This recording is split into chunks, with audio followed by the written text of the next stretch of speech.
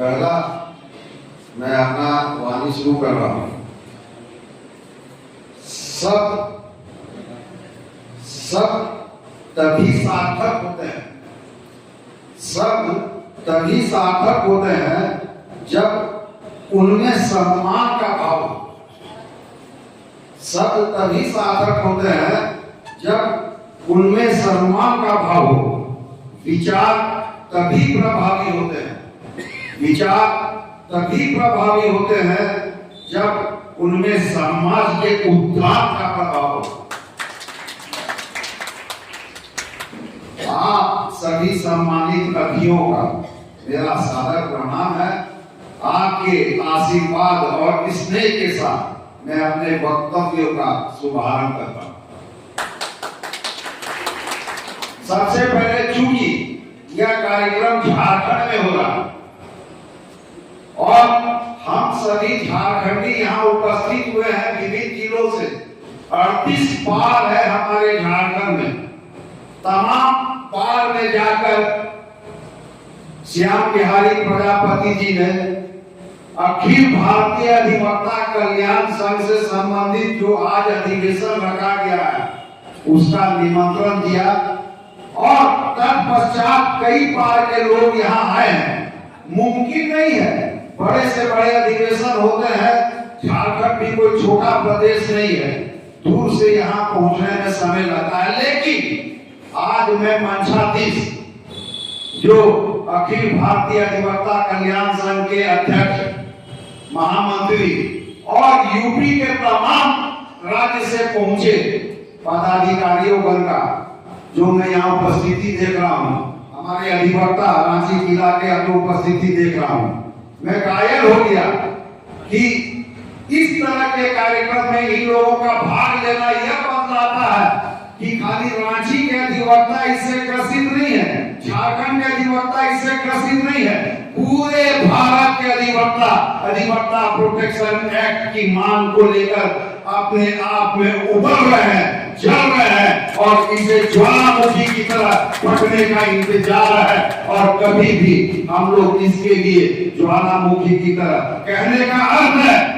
अब एवोल्यूशन से काम नहीं होने वाला, अब एवोल्यूशन से काम नहीं होने वाला, अब क्रांति की जरूरत है। और क्रांति जब आएगी तो आपके झोले में जो है एडवोकेट प्रोटेक्शन एक्ट मिलने का काम होगा।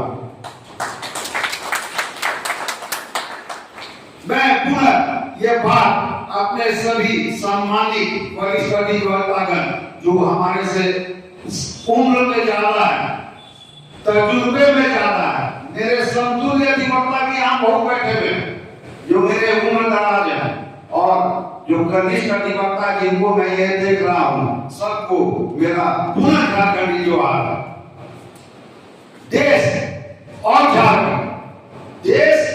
झारखंड के विभिन्न जिलों से पधारे हमारे अधिवक्ता साथियों, पुनः मैं आप लोगों का आभार व्यक्त करता हूँ और मेरे युवा साथी, मृत शक्ति अधिवक्ता बहने और न्याय की लड़ाई लड़ने वाले साथियों को पुनः जोहार है। आज का दिन केवल सम्मेलन का दिन नहीं है, आज का दिन केवल सम्मेलन का दिन नहीं है, आज का दिन इतिहास लिखने का दिन है, आज का दिन इतिहास लिखने का दिन है।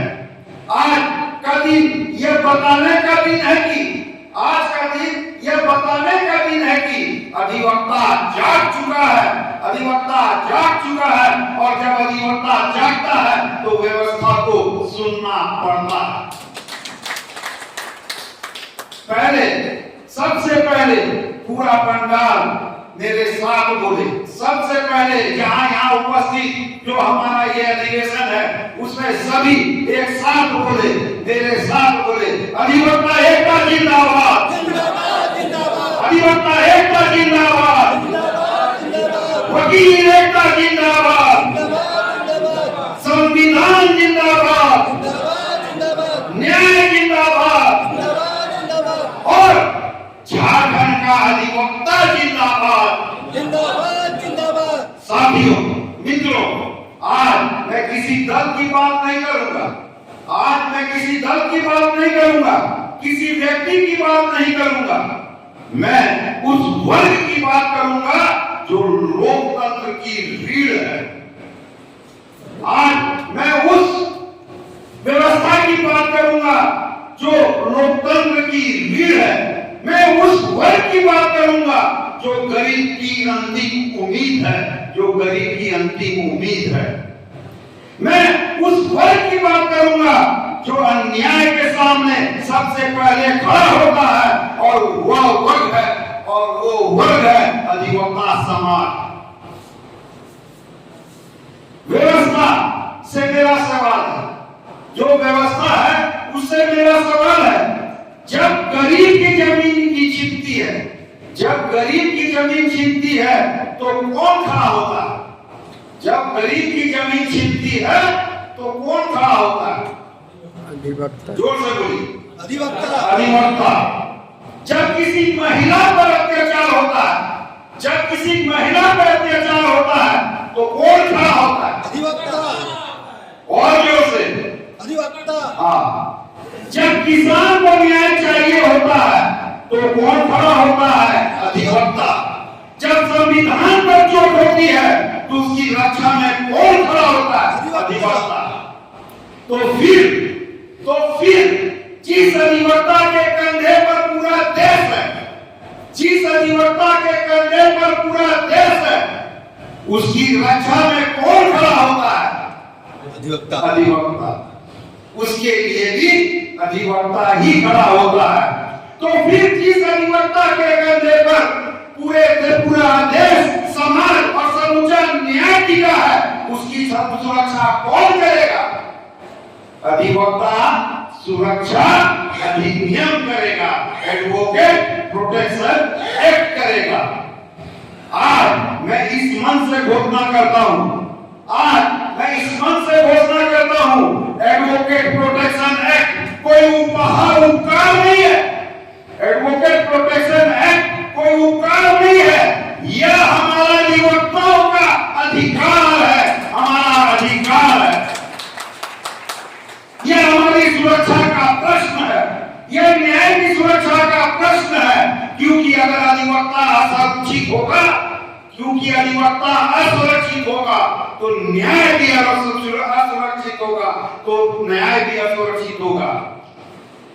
जो न्याय की रक्षा करेगा, छोटा सा कविता है, जो न्याय की रक्षा करेगा देश उसी का सम्मान करेगा। जो न्याय की रक्षा करेगा देश उसी का सम्मान करेगा। एडवोकेट प्रोटेक्शन एक्ट लागू करो, एडवोकेट प्रोटेक्शन एक्ट लागू करो, अभी करो, अभी करो, अभी करो। यही हमारा मांग होगा, यही हमारा मांग होगा। कलम हमारी तलवार है, कलम हमारी तलवार है, संविधान हमारा हथियार है। कलम हमारी तलवार है, संविधान हमारा हथियार है। जो न्याय की राह रोकेगा, जो न्याय की राह रोकेगा, उससे सीधा टकराव है, उससे सीधा टकराव है। युवा, मैं बताना चाहता हूं युवा अधिवक्ताओं की पीड़ा, युवा अधिवक्ताओं की क्या पीड़ा? साथियों, आज हजारों युवा अधिवक्ता संघर्ष कर रहे हैं। आज हजारों हजार अधिवक्ता, युवा अधिवक्ता संघर्ष कर रहे हैं। कोर्ट में आते हैं, सीखते हैं, मेहनत करते हैं, लेकिन व्यवस्था उन्हें अकेला छोड़ देती है। लेकिन व्यवस्था उन्हें अकेला छोड़ देती है। कोई युवा वकील किराया नहीं दे पाता। बहुत ऐसे हमारे युवा वकील हैं जो देहात से आते हैं शहर में अपना वकालत करने के लिए, और उनके पास अपना किराया देने का पैसा नहीं होता। कई किताब नहीं खरीद पाते, कई परिवार के दबाव झेलते हैं, लेकिन फिर भी न्याय की लड़ाई नहीं छोड़ते। मैं पूछना चाहता हूं, क्या यह वर्ग सम्मान का पात्र नहीं है? क्या युवा वर्ग जो किताब नहीं खरीद पाता, जो अपना भाड़ा नहीं दे पाता, जो परिवार में ताना सहता है, क्या वो सम्मान का पात्र नहीं है? क्या युवा अधिवक्ताओं के लिए स्टेपन नहीं होना चाहिए? क्या युवा अधिवक्ताओं के लिए स्टेपन नहीं होना चाहिए?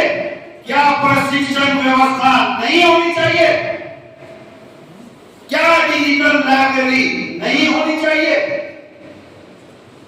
नहीं, ये सब होनी चाहिए। लेकिन हम आपसी मतभेद के कारण, हम आपसी लड़ाई के कारण, हम आपसी कंधों पर उछल कर दूर भागने के कारण इससे वंचित रहते हैं। ये लड़ाई जीत दी। आप राजनीति छोड़कर खाली एक समाज याद रखकर कि अधिवक्ता समाज है। मैं पूर्व में भी कहा, वर्तमान में भी कहता हूं, आगे भी कहता रहूंगा, जब तक लड़ाई करता रहूंगा। अधिवक्ता एक अलग समाज होता है। इसका कोई जात नहीं होता, इसका कोई धर्म नहीं होता। ये जब भी होता है तो अधिवक्ता समाज होता है, और अधिवक्ता समाज को अपने युवा साथियों के लिए आगे आकर उनके लिए लड़ाई लड़कर उनका मान, उनका सम्मान दिलाने का काम हम सबको मिलकर करना होगा। आप एक बात बताइए,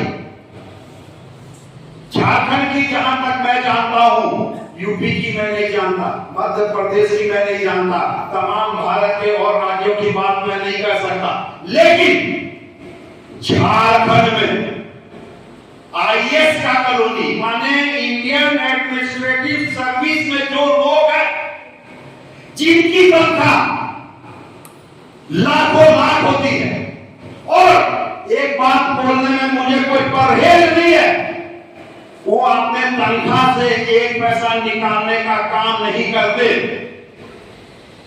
बाकी मुझे बोलने की जरूरत नहीं है, क्योंकि आज के समय में, आज के परिवेश में, झारखंड में और पूरे भारत में मैं देखता हूं और लिखता हूं कि भ्रष्टाचार बन गया है शिष्टाचार। आज शिष्टाचार ही भ्रष्टाचार में लिप्त हो गया है।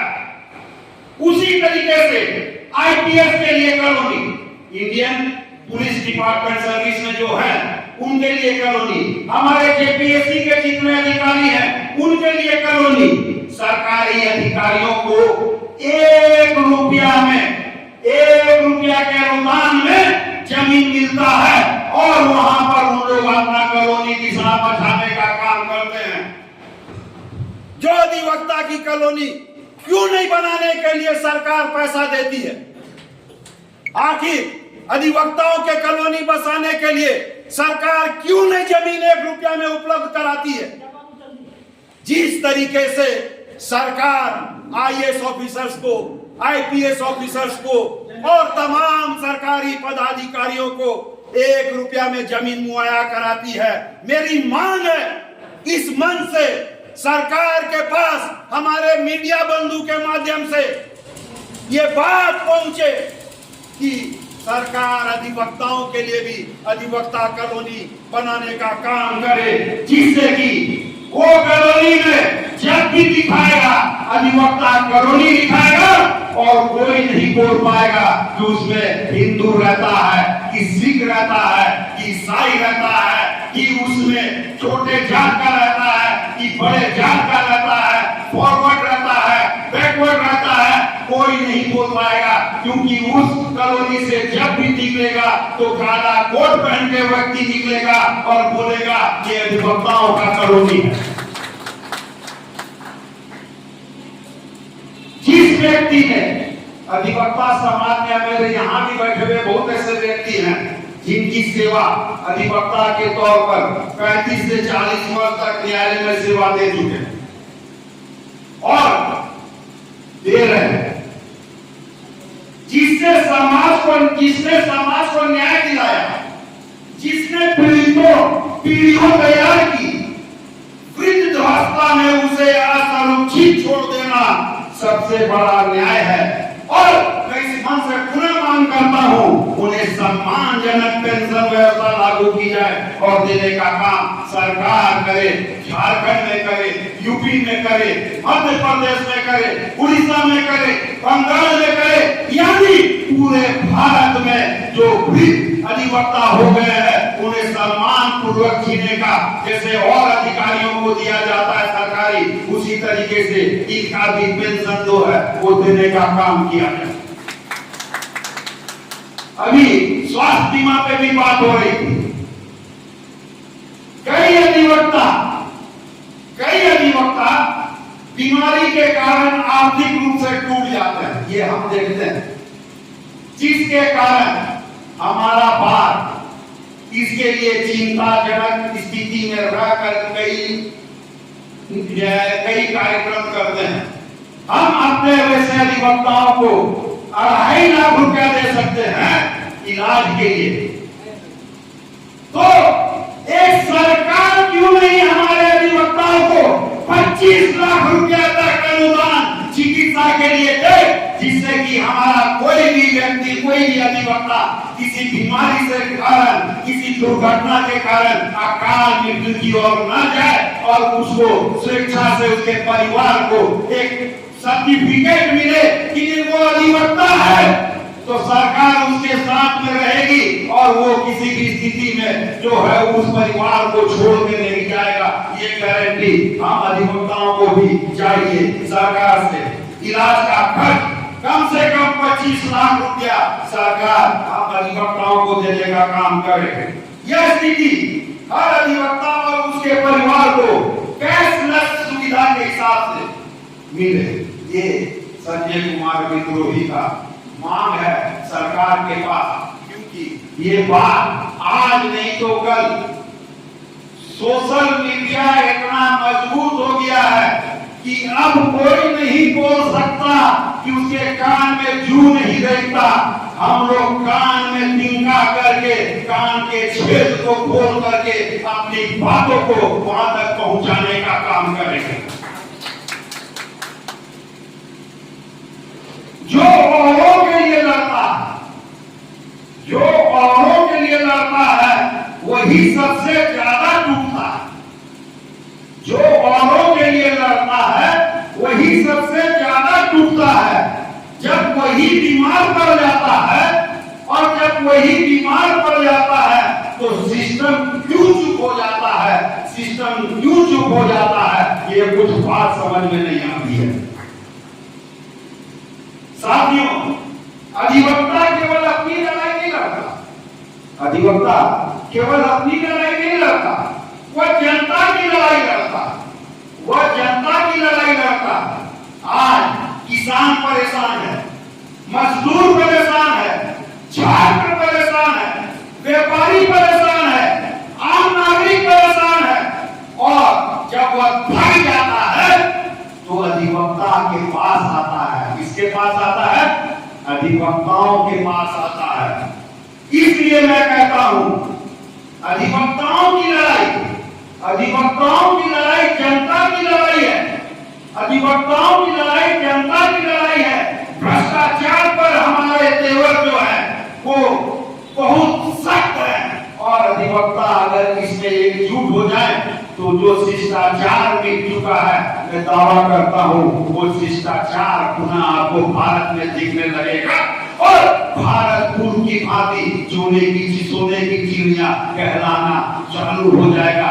बाकी और कोई नहीं कर सकता, कोई नेता नहीं कर सकता, ये अधिवक्ता कर सकता है। और अधिवक्ता अगर एक होकर इस बात की कसम है तो हम पूर्ण भारत को सुनने की चिड़िया का याद दिला सकते हैं, उसके पास पहुंचा सकते हैं और उनके लायक बना सकते हैं। साथियों, आज देश का सबसे बड़ा रोग, मैं पुनः यह बात बोल रहा हूं, आज देश का सबसे बड़ा रोग भ्रष्टाचार, और उससे बड़ी सबसे बड़ी त्रासदी क्या? कई जगह भ्रष्टाचार शिष्टाचार बन चुका है। जिस तरीके से मैंने पहले भी कहा, बन नहीं चुका है, शिष्टाचार भी भ्रष्ट हो चुका है।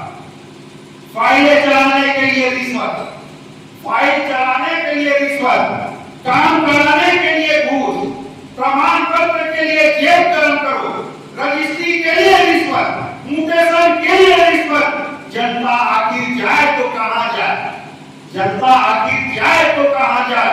और जब जनता टूट जाती है तब अधिवक्ता के पास आती है, और अधिवक्ता ही उसका इलाज है।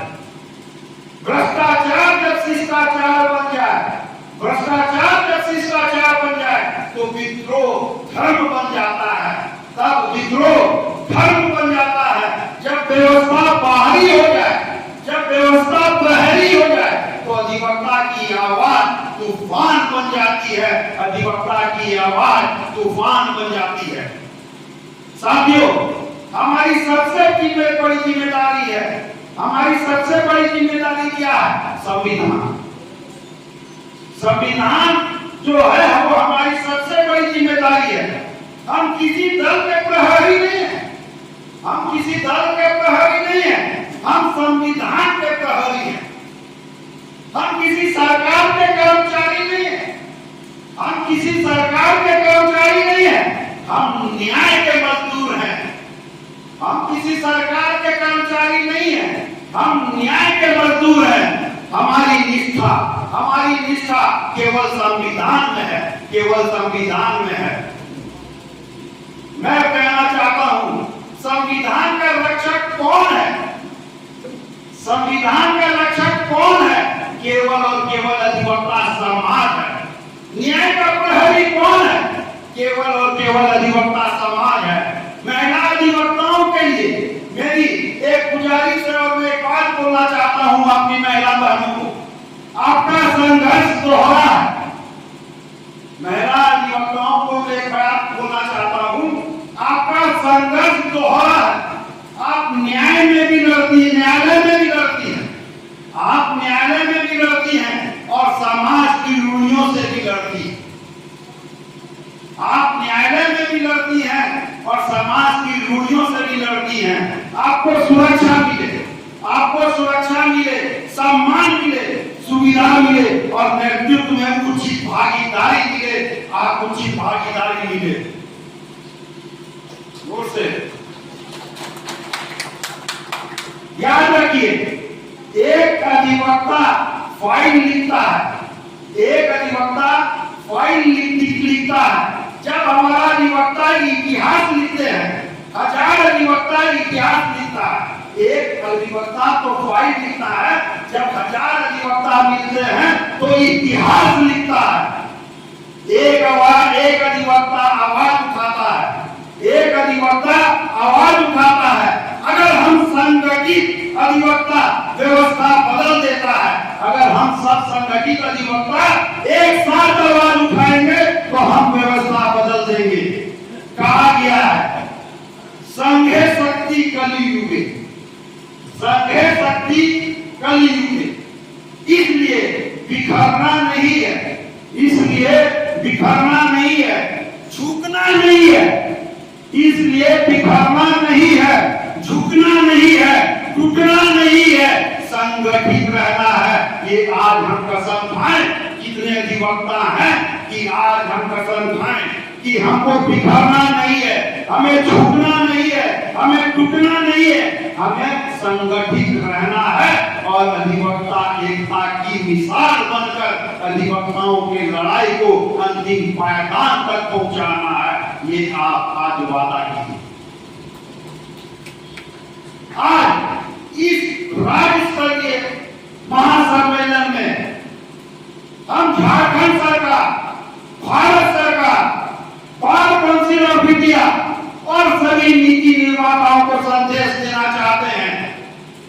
हमें भाषण नहीं चाहिए, हमें भाषण नहीं चाहिए, झूठे दिलासे नहीं चाहिए, हमें भाषण नहीं चाहिए, झूठे दिलासे नहीं चाहिए, हमें अधिकार चाहिए। हमें क्या चाहिए? हमें अधिकार चाहिए, हमें आश्वासन नहीं चाहिए, हमें क्रियावरण चाहिए, हमें क्रियावरण चाहिए, हमें प्रतीक्षा नहीं चाहिए, हमें निर्णय चाहिए, हमें निर्णय चाहिए कि अधिवक्ता सुरक्षा अधिनियम आप जल्द लागू करने वाले हैं। ये बात आपके मुंह से, संसद से, अभी कैबिनेट से आप इसको पास करके हमें देने का काम कीजिए। हमें यही चाहिए, यही चाहिए, यही चाहिए। आज हम संकल्प लेते हैं, आज हम संकल्प लेते हैं, हम अधिवक्ता एकता को मजबूत करेंगे। आज हम संकल्प लेते हैं, हम अधिवक्ता एकता को मजबूत करेंगे। हम एडवोकेट प्रोटेक्शन एक्ट के लिए संघर्ष करेंगे। हम एडवोकेट प्रोटेक्शन एक्ट के लिए संघर्ष करेंगे। हम युवा अधिवक्ताओं के सम्मान के लिए लड़ेंगे। हम युवा अधिवक्ताओं के सम्मान के लिए लड़ेंगे। हम वरिष्ठ अधिवक्ताओं के अधिकारों के लिए लड़ेंगे। हम वरिष्ठ अधिवक्ताओं के अधिकारों के लिए लड़ेंगे। हम हमारी महिला अधिवक्ताओं के सम्मान के लिए, मान के लिए लड़ेंगे। हम युवा हमारी महिला अधिवक्ताओं के लिए सम्मान और उनके मान के लिए लड़ेंगे।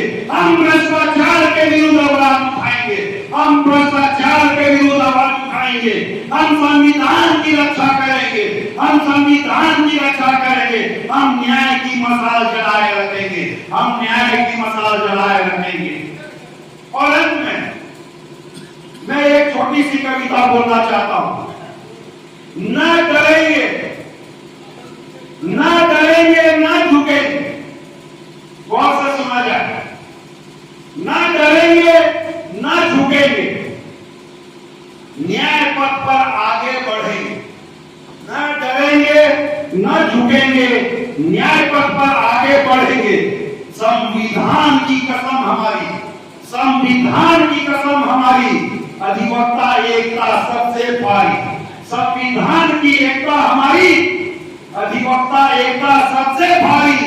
कलम उठेगी, कलम उठेगी, क्रांति लिखेगी। कलम उठेगी, क्रांति लिखेगी। अधिवक्ता जागेगा, अधिवक्ता जागेगा और व्यवस्था बदलेगी, व्यवस्था बदलेगी। मैं गुजारिश कर सकता हूं, एक बार आप सब जितने भी यहाँ पे उपस्थित है, एक बार सब खड़े हो जाए 2 मिनट के और नारा दें खाली, अधिवक्ता एकता जिंदाबाद, जिंदाबाद जिंदाबाद, अधिवक्ता एकता जिंदाबाद, वकील एकता जिंदाबाद, जिंदाबाद जिंदाबाद, संविधान जिंदाबाद, जिंदाबाद जिंदाबाद, न्याय जिंदाबाद, जिंदाबाद, और एडवोकेट प्रोटेक्शन एक्ट लागू करो, अभी करो, अभी करो, अभी करो, अभी करो। इंकलाब जिंदाबाद, भारत माता की जय, भारत माता की जय, जय झारखंड।